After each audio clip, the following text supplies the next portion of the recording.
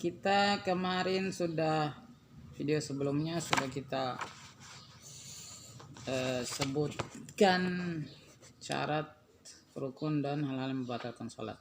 Nah, sekarang kita balik ke syarat sholat.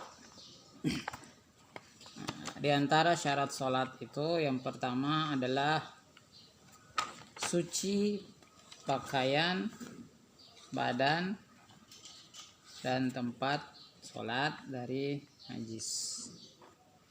Suci badan, pakaian, tempat sholat dari najis. Taharatus thawbi wal badani wal makan minan najasat.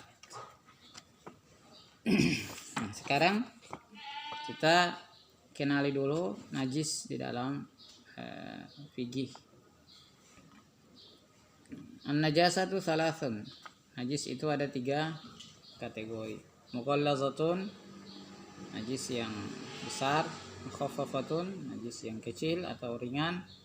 Mutawassithah, najis yang sedang. Nah, pembagian najis yang seperti ini ada beberapa alasan di antara para ulama, di antaranya dari sisi cara membersihkan. Ada yang mengatakan dari sisi zatiyah, barang atau benda, materi dari najis itu sendiri, sehingga ada najis yang memang memiliki tingkat kenajisan yang tinggi, mungkin karena baunya atau karena unsur-unsurnya, sehingga disebut najis mughallazah, najis yang berat atau besar. Ada yang masuk kategori najis yang ringan, mukhaffafah, itu karena tingkat kenajisan yang bisa dikategorikan rendah, atau baunya dari sisi bau dan sifat-sifat najisnya itu dia rendah, ringan. Ada mutawassithah itu dia pertengahan, artinya dari sisi pembersihan juga tidak seberat najis mughallazah, dan juga dari materinya pun tidak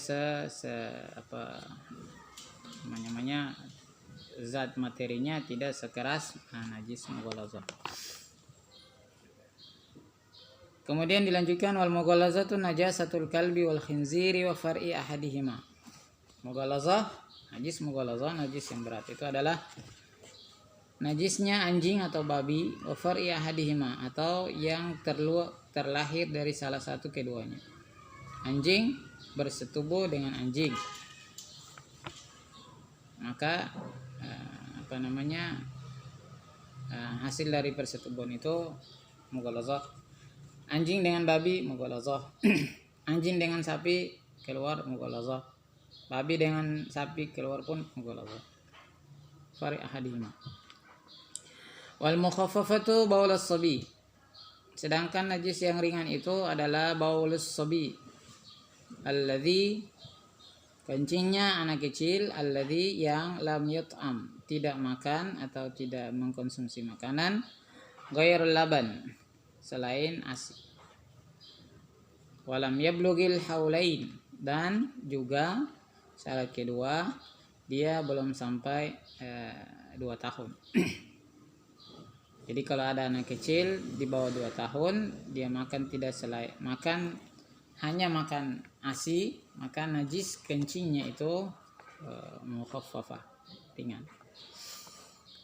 Wal mutawassithatu, dan yang sedang adalah sairun najasat, selain dari keduanya, selain anjing dan babi dan salah satu cabangnya, atau baulus sabi, anak kecil yang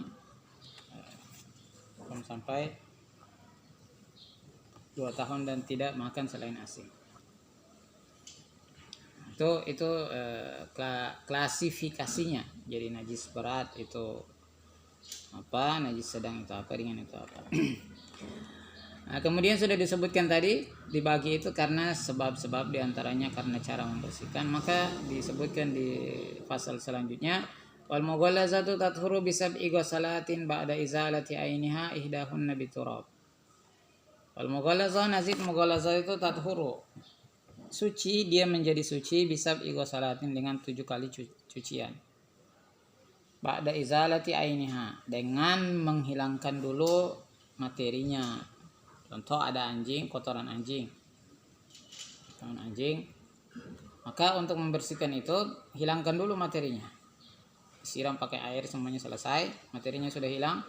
Nah, baru ambil 7 ember air atau 7 sibur air, dicampur satunya dengan tanah. Mamzujatun bitturab, dengan tanah, debu, baru dia dihukumi suci. Ihdahunna bitturab. Kotoran anjing, babi dan sebagainya itu salah satu yang terlahir darinya, caranya seperti itu. Sab'i ghusalatin ba'da izalati ainiha ihdahunna bitturab. Kemudian yang kedua mukhaffafah.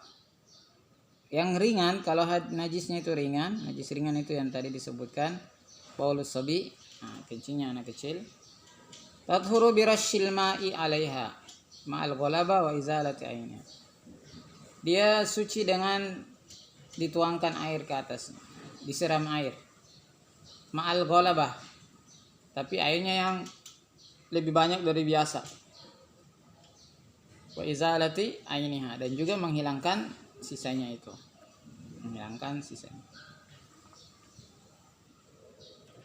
Wal mutawassitatu tanqasimu ala qismaini, ainiyah wa hukmiyah. Jadi najis ringan itu dihilangkan dengan suci, dengan dia menjadi suci dengan menyiram air ke atasnya dan menghilangkan bekasnya. Adapun najis yang sedang ini dibagi jadi dua, ainiyah, materi dan non materi, hukmiyah. Ainiyah dan hukmiyah. Kalau najisnya itu ainiyah, najisnya itu berfisik, berbentuk, maka dia suci jika hilang 3 sifat, rihun wa ta'mun wa launun. Kalau najisnya ainiyah, najis yang bermateri, berfisik, berbentuk, itu dia harus suci. Dia bisa suci kalau baunya hilang, rasanya juga hilang, dan warnanya juga hilang.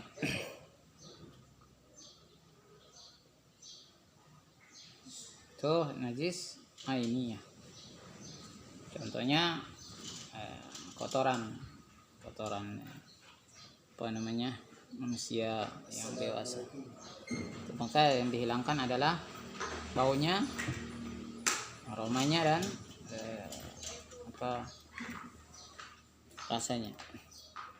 Tapi kalau umpama aromanya sudah tidak ada, semuanya sudah tidak ada, artinya kita tidak tahu di mana tempatnya, maka cukup yakfika jarirul mai 'alaiha, cukup disiram.